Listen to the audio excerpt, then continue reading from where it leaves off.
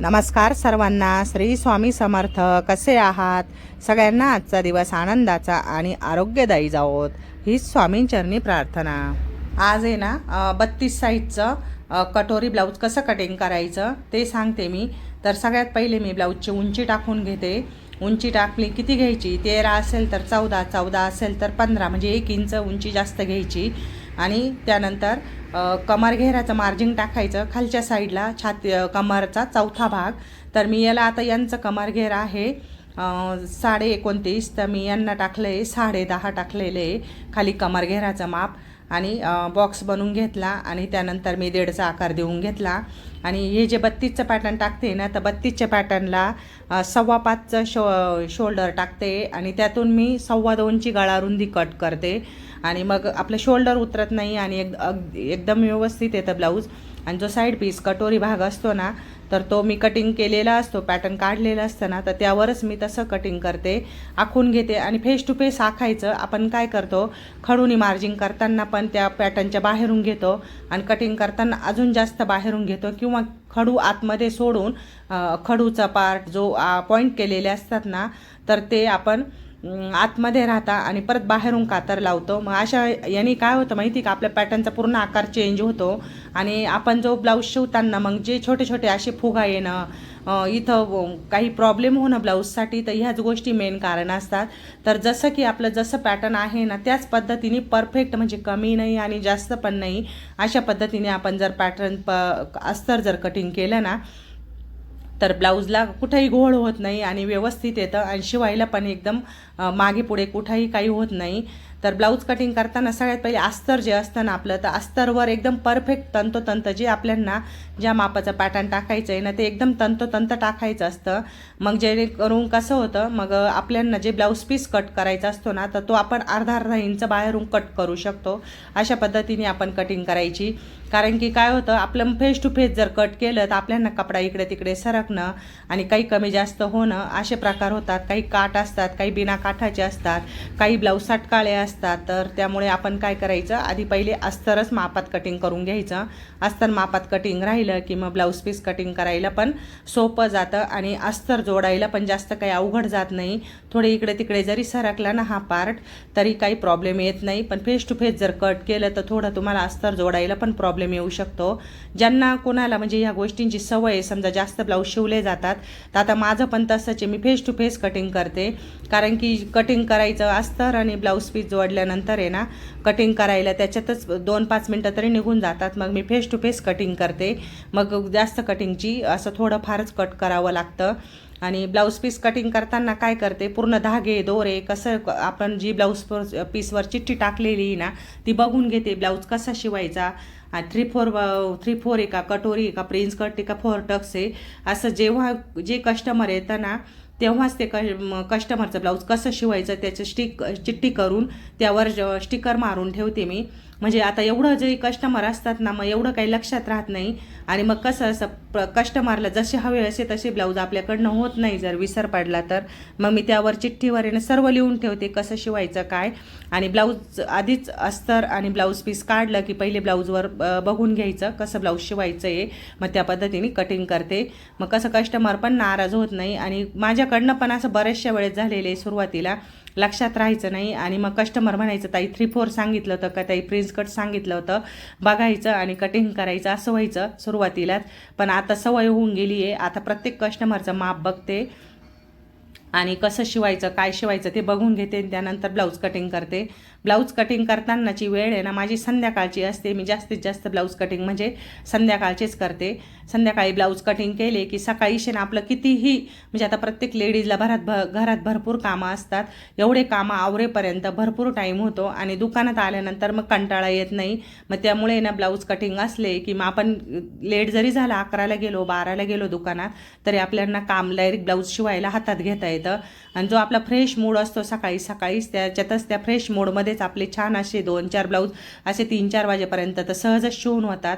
आणि blouse cutting करताना प्रत्येक ब्लाऊज म्हणजे आपला वेळ कसा वाचवायचा ब्लाऊज कटिंग करताना, तर आपण जे आयपट्ट्या पायपिंग पट्ट्या जे काही आपल्याला नॉड बनवायची, काही फुलं बनवायची, काही लटकन बनवायची, त्या प्रकारचं आपण सर्व जे अस्तर ब्लाऊज पीस कटिंग करतो ना त्यामध्येच सर्व टाकून ठेवायचं आणि टाकून ठेवल्यानंतर मग आपल्याला तो कपडा शोधावा लागत नाही आणि इकडे तिकडे पडत नाही.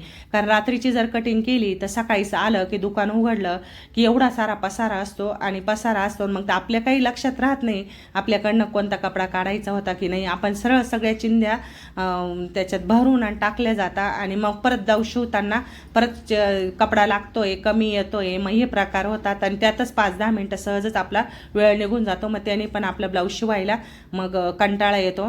कसं असतं एकाच याच्यामध्ये जर बसलं ना तर असे पटापट एकामागे एक असे सहजच 4-5 ब्लाऊज इतक्यात शिवून होता. आणि ज्या ताईंना असा वेळ नसतो वा त्यांनी खरंच सांगते संध्याकाळचीच ब्लाऊज कटिंग करा. मी रोज संध्याकाळीच ब्लाऊज कटिंग करते. आता ते 2 पण झालेले ब्लाऊज कटिंग करून कटोरी ब्लाऊज होते 2. कसं असतं कितीही ब्लाऊज कटिंग करायला असले ना तर अस्तर म्हणजे एकावर एक टाकून घ्यायचं. मी आता हे ना 2 कस्टमरचे ब्लाऊज आहे म्हणजे माप थोडा फरक आहे पण मी एकच पॅटर्न टाकून कट करणार आहे कारण एखाद्या स्टिपचा फरक असतो. खालचं जे ब्लाऊज आहे ना रेडवालं ते बिना अस्तरचं 3/4 ब्लाऊज आहे आणि हे जे वरचं आहे हे प्रिन्स कट ब्लाऊज म्हणजे दोघं पण प्रिन्स कटच आहे.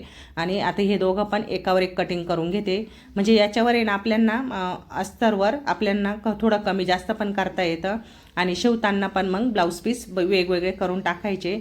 आता हे प्रिन्स कटचं ब्लाऊज आहे हे 32चं पॅटर्न आहे माझ्याकडे तर 32चं पॅटर्न टाकते. तर प्रिन्स कट ब्लाऊजला उंची माझीवाली 14 किंवा 14.5च असते कारण की ना उंची थोडी जास्त जर असली ना तर ब्लाऊज एकदम व्यवस्थित येतं आणि गळा पण डीप गोल असा मस्त पसरट पण घेतला तरी आपला शोल्डर उतरत नाही.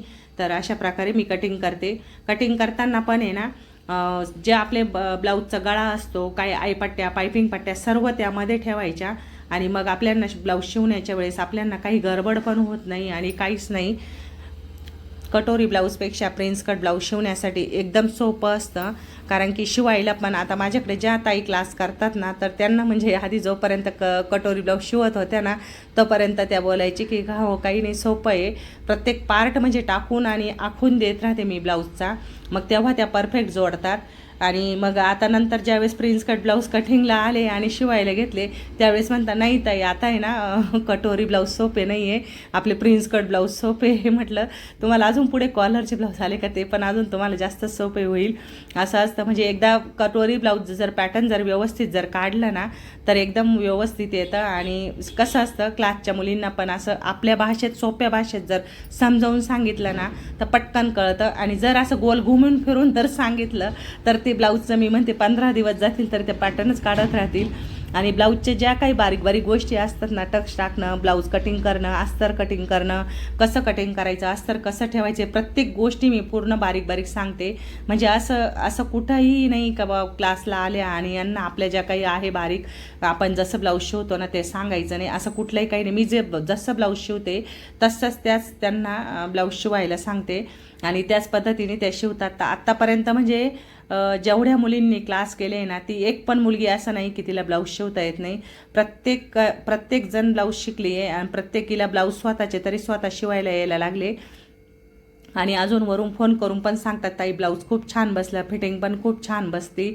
मग म्हटलं मग असं ऐकलं तरी आपल्याला असं बरं वाटतं म्हणजे आनंद वाटतो एक बाबा आपल्या म्हणजे आपण व्यवस्थित शिकवल्यामुळं मग व्यवस्थित पण ब्लाऊज शिवता यायला लागले.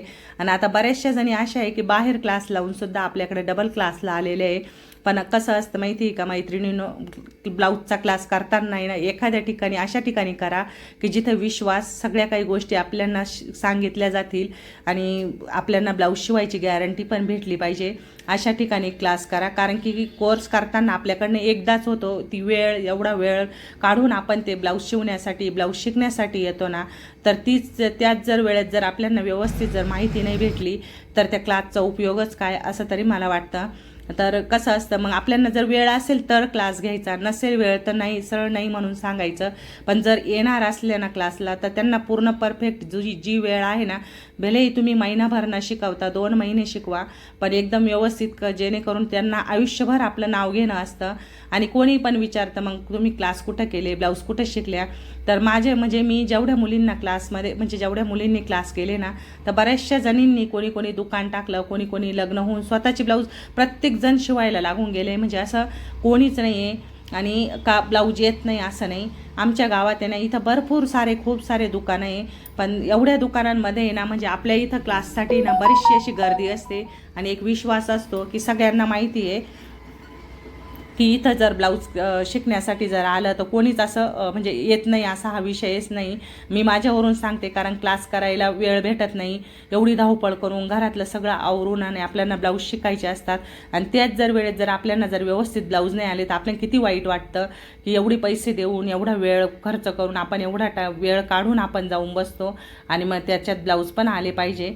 त्यामुळे मी प्रत्येक म्हणजे जेवढ्या मुली आल्या ना तेवढ्यांना जे काही मी शिवते ना, जसं मी शिवते ना, कधी विचार पण केला नव्हता का आपल्या क्लासमध्ये हे शिकवले, हे सांगितलेलं नाही त्यांना आणि ते सांगायचं नाही की ही डिझाईन नाही सांगायची, असं कुठलंही काही नाही आहे. मी जे काही नवीन करायला जर घेतलं ना तर सगळ्यांना सांगते, हे बघा मी असं करते, ते तसं करते, म्हणजे प्रत्येकाला थोडी ना थोडी त्याच्यातून माहिती भेटते. आणि तेच आज शिकून बऱ्याचशा मुलींनी क्लास केले.